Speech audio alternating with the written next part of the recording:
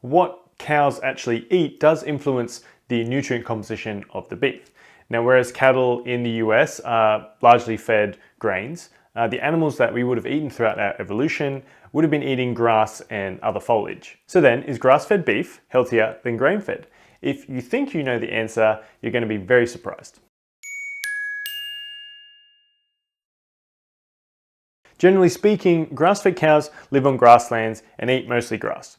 There is currently no federal standard defining grass-fed, but we can safely assume it's close to 100%.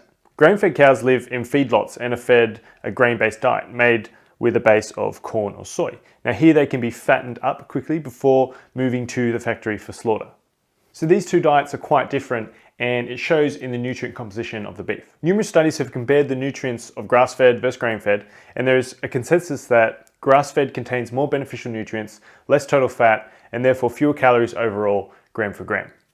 Specifically, we should note that grass-fed beef has either similar or slightly less saturated and monounsaturated fats than grain-fed beef. Grass-fed and grain-fed contain very similar amounts of omega-6 fatty acids. Now, grass-fed beef contains about twice as much conjugated linoleic acid as grain-fed beef, and a CALA is beneficial. The major difference is omega-3 fat content, with grass-fed containing between 2 to 5 times as much omega-3 as grain-fed.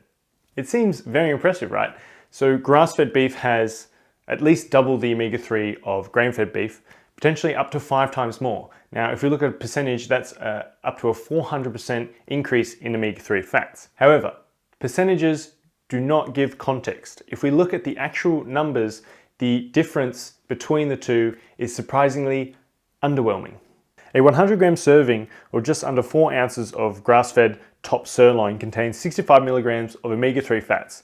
Loin has 40 milligrams and ribeye has about 37 milligrams. Now, if we assume that it's 5 times the amount of grain-fed, which is the maximum, then grain-fed sirloin contains about 13 milligrams, which is around 50 milligrams less than grass-fed sirloin. Now, very low-fat fish, such as tilapia and haddock, contain about 200 milligrams each.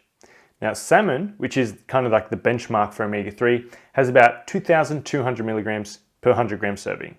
And that's farm salmon, so wild salmon has even more. Now, salted mackerel is actually top of the chain here, and it contains about 5,100 milligrams of omega-3 fats per 100 grams serving.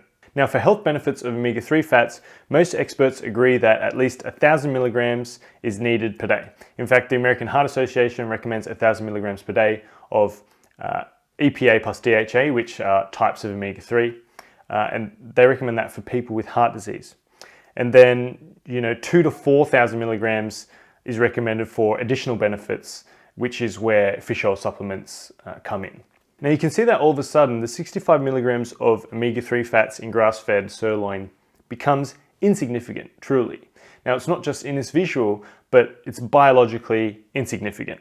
You'd have to eat more than 10 servings to make any kind of difference, to make it count, which of course is ridiculous because it's not possible to eat that much, and the amount of calories and things, it just wouldn't make sense. So yes, technically grass-fed contains more omega-3 fats than grain-fed, but it literally makes no difference. The same can be said for additional vitamins and minerals it contains, like vitamin A and vitamin E. If you really want to increase your levels of these micronutrients, you're better off eating organ meats or, of course, fruits and vegetables. Nutrition and context is very important.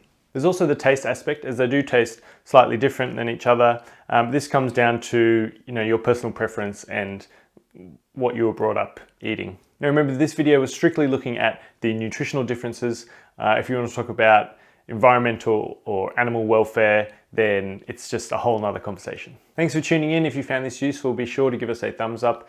And if you haven't already, make sure you click the red button below this video to subscribe to the Authority Nutrition YouTube channel, and then you can catch all our latest videos as they are released.